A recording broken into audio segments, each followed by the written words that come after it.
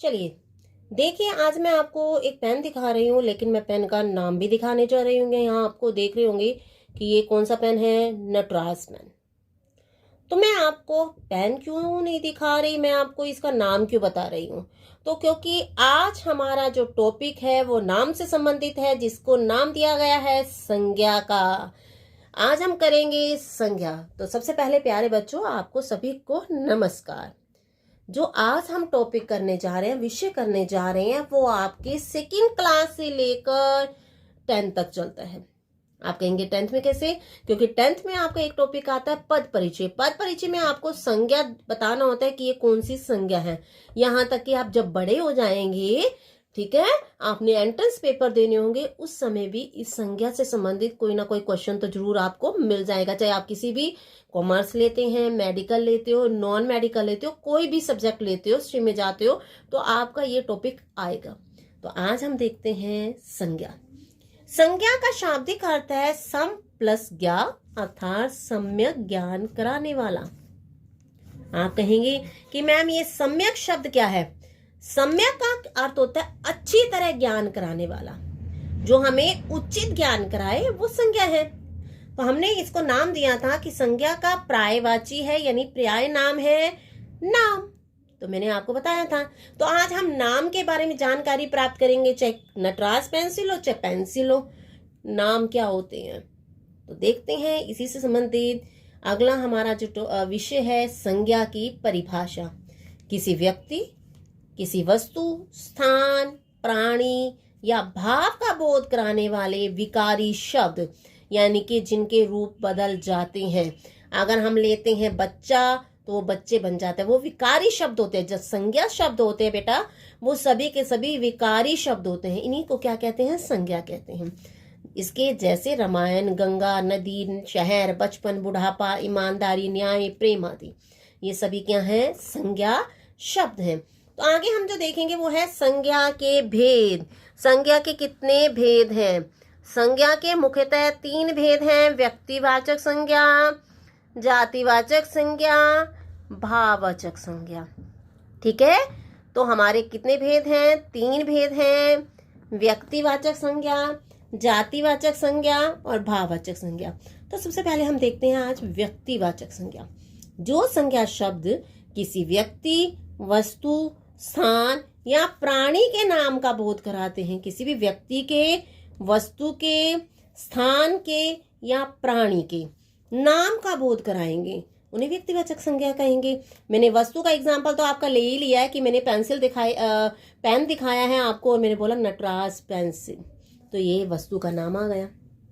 स्थान ले लेते हैं हम, अपने हिसार का नाम लेंगे तो आपका स्थान का किस में आ जाएगा? व्यक्तिवाचक संज्ञा में। हम हिसार में रहते हैं तो हिसार क्या है? व्यक्तिवाचक संज्ञा है। ठीक है, आप कहेंगे कि आप लेते हैं व्यक्ति कि आप कहेंगे कि मैं रजत हूँ, ठीक है, मैं गौरी हूँ, मैं आपकी हर्षिता हूँ, मैं आपका ये हूँ।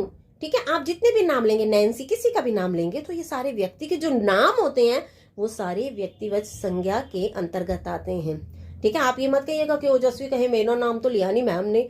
तो यहाँ जितने भी बच्चों के नाम होते हैं, यानी कि बच्चे हों या बड़े हों, जितने भी स्त्री हों या पुरुष हों, जितने भी प्राणी हों, सभी, ठीक है, यहाँ प्राणी भी ले रही हूं मैं, उनके नाम का जो बोध कराते हैं शब्द, वो किस में आते हैं? व्यक्तिवाचक संज्ञा के अंतर्गत आते हैं। तो हमारा एग्जाम्पल हमने लिया है अमृतसर का स्वर्ण मंदिर एक पवित्र स्थान है। ठीक है, यहाँ अमृतसर जगह का नाम है, स्वर्ण मंदिर एक टेम्पल है। मैं आपको यहाँ चित्र भी दिखाई दिया होगा आपको, तो चित्र में दिखाई दे रहा है स्वर्ण मंदिर। तो ये अमृतसर और स्वर्ण मंदिर ये किसके अंतर्गत आएंगे? व्यक्तिवाचक संज्ञा के अंतर्गत आएंगे। क्लियर? तो हम व्यक्ति का नाम मोहन, जागृत, जवाहरलाल नेहरू मैंने ले दिया, आपको बताया कि व्यक्ति का नाम आएगा, तो मैं यहाँ व्यक्ति का नाम क्लियर कर रही हूँ। किसी का भी नाम ले लीजिए, मोहन है, जागृत है, जवाहरलाल नेहरू है, किसी का भी नाम हो।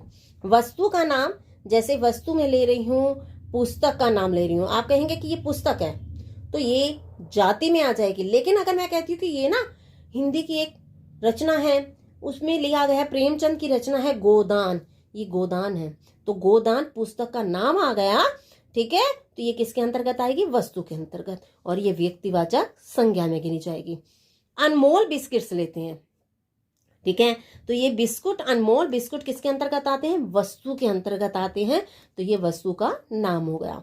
तो स्थान के नाम के अंतर्गत आप दिल्ली, आगरा, हरियाणा, अमेरिका, कोई भी जगह का नाम ले सकते हैं, तो वो स्थान के नाम इसके अंतर्गत आते हैं। क्लियर हो गया होगा। आगे देखते हैं प्राणी का नाम।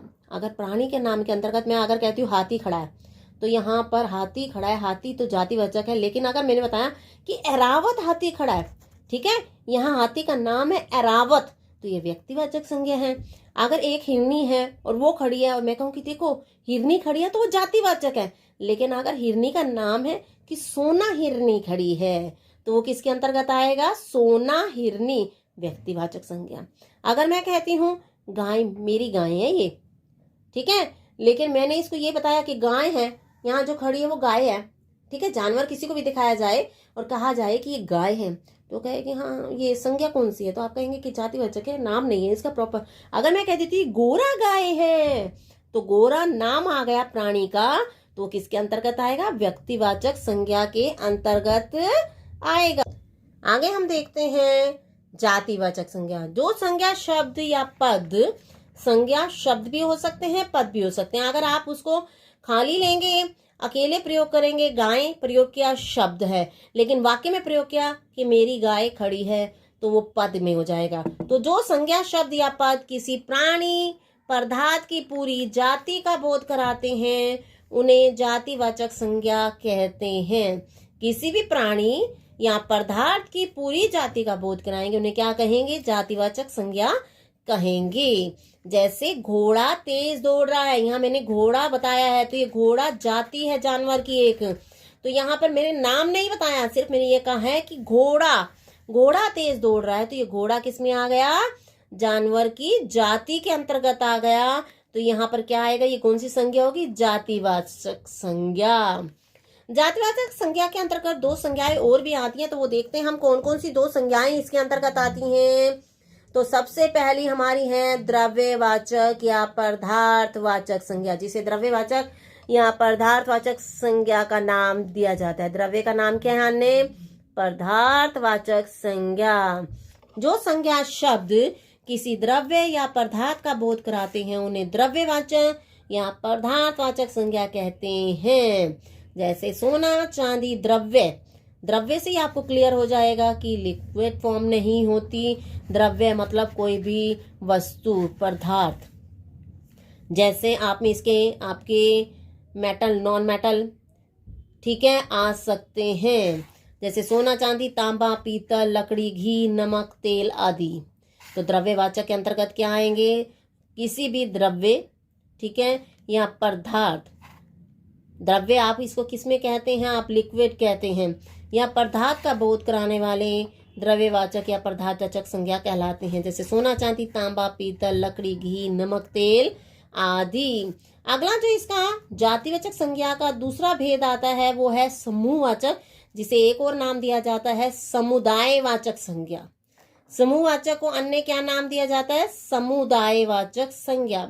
जो संज्ञा शब्द किसी समूह का बोध कराते हैं, समूह मतलब ग्रुप का, उन्हें समूहवाचक या समुदायवाचक संज्ञा कहते हैं। जैसे सेना में एक व्यक्ति नहीं होता, ग्रुप होता पूरा वीर सिपाहियों का। परिवार में एक व्यक्ति नहीं होता, बल्कि ग्रुप होता है परिवार के सदस्यों का। ठीक है। कक्षा, जिसमें एक बच्चा नहीं होता, बल्कि बहुत सारे बच्चे होते हैं। पुलिस, सभा, समिति, दल, गण, जनता, भीड़, काफिला आदि। अगला जो हम करेंगे वो है भाववाचक संज्ञा।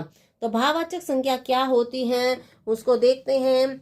जो संज्ञा शब्द किसी व्यक्ति, वस्तु या पदार्थ के गुण, दोष, दशा, अवस्था, उस क्रिया के व्यापार का बोध कराते हैं। किसी व्यक्ति के, वस्तु के या पदार्थ के गुणों का, दोषों का, दशा का, उसकी अवस्था का, ठीक है, किस अवस्था में है वो, क्रिया के व्यापार का बोध कराएंगे, उन्हें भाववाचक संज्ञा कहेंगे। उनके किसका बोध कराएंगे? क्रिया के व्यापार का बोध, उसे हम क्या कहेंगे? भाववाचक। किसी भी व्यक्ति के, वस्तु के या पदार्थ के गुण, दोष, ठीक है, दशा, अवस्था, उसकी क्रिया के व्यापार का बोध हुए, उन्हें क्या कहेंगे हम? भाववाचक संज्ञा कहेंगे। जैसे है महात्मा गांधी अहिंसा के पुजारी थे। महात्मा गांधी अहिंसा, अहिंसा जो है हमारा ये पद, वो क्या है? हमारा भाव है कि वो हिंसा को नहीं मानते थे, किसी को मारना पीटना उन्हें अच्छा नहीं लगता, तो वो कहलाती है अहिंसा। तो वो किस चीज के पुजारी थे? अहिंसा के पुजारी थे। समझ आ गया होगा आपको। जातिवाचक संज्ञा के अंतर्गत हमने दो भेद बताए हैं, द्रव्यवाचक और समूहवाचक। फिर हमने आगे कहा है भाववाचक संज्ञा। अब भाववाचक में आप किसी भी व्यक्ति, वस्तु या पदार्थ के गुण, दोष, अवस्था और उसके व्यापार का और भाव का बोध होगा, वो भाववाचक संज्ञा होंगी। तो अब हम आगे देखेंगे संज्ञा के विभिन्न प्रयोग जो हमारे लिए बहुत इंपॉर्टेंट हैं। ठीक है, संज्ञा के विभिन्न प्रयोग ध्यान से समझिएगा इसे। व्यक्तिवाचक संज्ञा जातिवाचक संज्ञा के रूप में कैसे बदल जाती है? जो व्यक्तिवाचक है वो जातिवाचक संज्ञा में कैसे बदल जाती है? जब व्यक्तिवाचक संज्ञा किसी विशेष व्यक्ति, वस्तु, स्थान का बोध न कराकर, किसी विशेष व्यक्ति, वस्तु, स्थान का बोध नहीं कराती बल्कि पूरी जाति का बोध कराए, तब वह जातिवाचक संज्ञा बन जाती है। ठीक है, समझ आ गई होगा। किसकी है? आपके पूरी जाति का बोध कराएगी तो वो जातिवाचक संज्ञा बन जाती है। तो मैं एग्जाम्पल से आपको क्लियर करती हूँ। देश को भगत सिंहों की आवश्यकता है। यहाँ भगत सिंह आना चाहिए, लेकिन यहाँ भगत सिंह क्यों आया? बहुवचन रूप में प्रयोग किया गया इसका। यहाँ पर भगत सिंह मतलब, भगत सिंहों का मतलब है देश के लिए बलिदान देने वाले नौजवानों की, जिन्होंने, भगत सिंह क्या थे? जिन्होंने अपनी युवावस्था में ही अपना बलिदान दिया था। तो हमें यहाँ वीर बलिदान देने वाले नवयुवकों की आवश्यकता है। यहाँ भगत सिंह किसी एक व्यक्ति के लिए नहीं लिया गया, जो आप भगत सिंह, सुखदेव, राजगुरु समझे, वो भगत सिंह उसके लिए नहीं लिया गया, बल्कि यहाँ पर लिया गया है देश के लिए बलिदान करने वाले वीर सिपाहियों के लिए।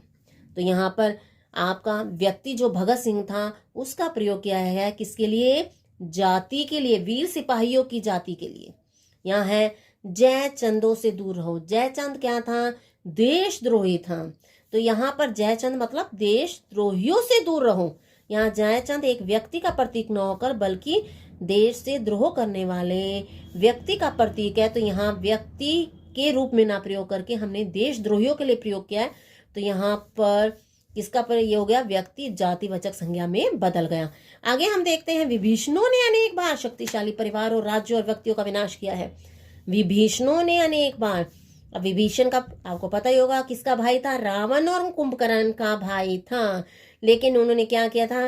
विभीषण ने अनेक बार शक्तिशाली परिवार, राज्यों और व्यक्तियों का विनाश किया। यहाँ विभीषण कहते हैं ना, घर का भेदी लंका ढाए। विभीषण ने क्या किया था? रावण की, जो आपको पता होगा मेघनाथ कैसे यज्ञ कर रहा था, तो उसने अंदर जाकर मेघनाथ को मारने का रास्ता लक्ष्मण को बताया था और लक्ष्मण ने जाकर विभीषण को अंदर मारा था। तो यानी कि विभीषण क्या था? अपनी लंका से उसने द्रोह किया था और अयोध्या के राजा राम से, चाहे भगवान से मिल गया था, लेकिन फिर भी वो क्या कहलाता है? देशद्रोही। तो हमें ऐसे देशद्रोहियों से अनेक बचना चाहिए जो क्या कर देते हैं? परिवार को, राज्य को, व्यक्ति को नष्ट कर देते हैं। तो यहाँ विभीषण एक व्यक्ति के लिए ना आकर किसके लिए आया है? बता दिया होगा आपको, पूरी किसके लिए आया है? पूरे जो कहेंगे देशद्रोहियों के लिए प्रयोग किया गया है।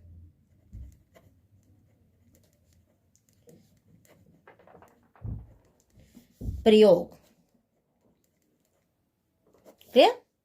तो आगे हमने देखना है इन वाक्यों में जितने भी रंगीन पद हैं, ये एक व्यक्ति का बोध ना कराकर उस व्यक्ति के विशेषताओं वाले अनेक लोगों का बोध कराए हैं। एक व्यक्ति का बोध नहीं करा रहे बल्कि उनकी जो विशेषता थी, भगत सिंह की जहां विशेषता थी देश के प्रति बलिदान देना, जयचंद की क्या विशेषता थी, उसकी विशेषता तो नहीं, हमें बुराई लगेगी, देशद्रोह करना। विभीषण ने भी अपने राज्य से, देश से द्रोह किया था, तो यहाँ उनके गुण हो सकते हैं, उनके दोष हो सकते हैं, उनके कारण अनेक लोगों का बोध कराते हैं। ये देशद्रोहियों का बोध करवा रहे हैं और ये देश के लिए बलिदान देने वाले वीर सिपाहियों का बोध करा रहे हैं। इसी कारण ये एक व्यक्ति का बोध ना कराकर बल्कि व्यक्तिवाचक संज्ञा से किसमें बदल गए हैं, जातिवाचक संज्ञा में बदल गए हैं। तो आगे हमने जो देखना है वो है जातिवाचक संज्ञा किस प्रकार व्यक्तिवाचक संज्ञा में बदल जाती है। जातिवाचक संज्ञा किस प्रकार व्यक्तिवाचक संज्ञा में बदल जाती है उसे देखते हैं। जब जातिवाचक संज्ञा किसी जाति या समूह का बोध ना कराकर, ठीक है, न कराकर किसी विशेष वस्तु, व्यक्ति या स्थान का बोध कराती है। जब जाति किसी जाति का बोध नहीं कराएगी, हमें व्यक्ति पर फोकस दिलवाएगी या वस्तु या स्थान पर फोकस दिलाएगी, तो वह व्यक्तिवाचक संज्ञा बन जाती है। जातिवाचक कब बन जाएगी, जब हमें किसी जाति का या समूह का बोध नहीं कराएगी बल्कि एक विशेष व्यक्ति, वस्तु या स्थान का बोध कराएगी, तो वह जातिवाचक संज्ञा व्यक्तिवाचक संज्ञा बन जाती है। यहाँ पटेल ने भारत को एक किया, यहाँ पर अब पटेल ने, मैंने बताया व्यक्तिवाचक संज्ञा है, यहाँ पटेल जाति मानी जाती है, ठीक है। गांधी जी हैं, यहाँ गांधी जी भी जाति है, सरनेम है, जाति है, लेकिन यहाँ हमारा पटेल जी ने भारत को एक किया। यहाँ पटेल जाति के लिए ना आकर बल्कि हमारे सरदार वल्लभ भाई पटेल के लिए आया कि उन्होंने भारत को एकता के सूत्र में बांधा। आगे हम देखते हैं, यहाँ गांधी जी जाति का बोध ना कराकर हमें अपने महात्मा गांधी का बोध करा रहा है, जिसके अंतर्गत कहा गया है कि गांधी जी किसके पुजारी थे, सत्य और अहिंसा के पुजारी थे। वो सत्य पर विश्वास रखते थे और अहिंसा पर विश्वास करते थे। तो पटेल किसका प्रतीक है, पूरी जाति है ये पटेल, गांधी जाति है, लेकिन यहाँ मेंशन हो रहा है किसके लिए, वल्लभ भाई पटेल के लिए और गांधी जी के लिए। तो पटेल जाति से किस में बदल गया, व्यक्तिवाचक में, क्योंकि ये यहाँ सरदार वल्लभ भाई पटेल आया और यहाँ पर महात्मा गांधी आया। तो यहाँ पर ये गांधी जी यानी कि जो जाति थी वो किस में बदल गई है, व्यक्तिवाचक में बदल गई है। तो हम देखेंगे इन वाक्यों में जो गहरे रंगीन पद किसी जाति का बोध ना कराकर किसी विशेष व्यक्ति या स्थान का बोध करा रहे हैं, इसलिए ये पद जातिवाचक संज्ञा से व्यक्तिवाचक संज्ञा बन गए हैं। आगे हम देखते हैं जब भाववाचक संज्ञा या द्रव्यवाचक संज्ञा और समूहवाचक संज्ञा, भाववाचक संज्ञा, ठीक है, द्रव्यवाचक संज्ञा, समूहवाचक संज्ञा जब बहुवचन में प्रयुक्त होती है ना, तब वह क्या बन जाती है, वह जातिवाचक संज्ञा बन जाती है। कौन सी बन जाती है, जातिवाचक संज्ञा बन जाती है। ध्यान रखिएगा, फिर ध्यान से सुनिएगा, भाववाचक संज्ञा, द्रव्यवाचक संज्ञा और समूहवाचक संज्ञा जब बहुवचन में प्रयुक्त होगी तब वह किस में बदल जाएगी, जाति में बदल जाएगी। जैसे आप कहेंगे कि मैडम एग्जाम्पल देखते हैं, बुराइयों से बचो, तो बुराई तो भाव होती है ना, तो आप ये किस में बदल गई, बुराइयां हो गई, इसका बहुवचन बन गया, तो ये किस में बदल गई, जातिवाचक में। किस में बदल गई, भाववाचक से जातिवाचक में। मैंने एक एक एग्जाम्पल लिया, भाव का भी, द्रव्य का भी, समूह का भी। द्रव्यवाचक का देखता है, यह फर्नीचर कई प्रकार की लकड़ियों से बना है। लकड़ी पदार्थ हो गया, जात क्या है ये, मैंने आपको बताया था ये द्रव्य में आता है, ठीक है ना। मेटल और नॉन मेटल मैंने आपको बताए थे ना। यह फर्नीचर कई प्रकार की लकड़ियों से बना है। लकड़ी होता तो द्रव्यवाचक में होता, लेकिन मैंने यहाँ लकड़ी का क्या बना दिया, लकड़ियों बना दिया, तो ये द्रव्य से किस में बन गया, जातिवाचक में। द्रव्यवाचक से यह जातिवाचक में बदल गया है। अगला हम देखते हैं, सभी कक्षाओं की परीक्षा चल रही है। यहाँ कक्षा क्या है, कक्षा क्या है, ये समूहवाचक, ठीक है, समूहवाचक है। और किस में बदल गया, परीक्षा चल रही है। समूह से मैंने इसका बहुवचन में प्रयुक्त किया, तो ये बहुवचन में प्रयुक्त होने से कक्षा का क्या बन गया, कक्षाओं, ठीक है, तो कक्षाओं में हो गया, तो ये समूहवाचक से जातिवाचक में बदल गई है। आप कहेंगे मैम द्रव्यवाचक समूहवाचक तो जातिवाचक का ही उपभेद है, तो इसमें अलग क्यों। लेकिन आपके पेपर में जब आप पद परिचय या कुछ भी देते हैं, आगे आगे जाएंगे, तो आपको उस समय मेंशन करना होता है कि ये द्रव्यवाचक है या जातिवाचक है। आपको उस समय ये नहीं लिख होगा, जातिवाचक का उपभेद लिख देंगे, द्रव्यवाचक, तब भी ठीक होगा। लेकिन अगर आप यहाँ पर लकड़ियों आ जाएगा तो आप ये नहीं लिखेंगे, आप सीधा उत्तर देंगे जातिवाचक है। ये कक्षाओं है तो ये आपका किस में आएगा, जाति में आएगा। आप इसको कक्षा अगर आ जाता है तो आप समूहवाचक देंगे, लेकिन कक्षाओं आ जाएगा तो आप जातिवाचक देंगे। ये आपको आज का विषय मैं सोच रही हूँ और समझ रही हूँ कि आपको अच्छी तरह से समझ आ गया होगा, क्योंकि आप समझदार हैं।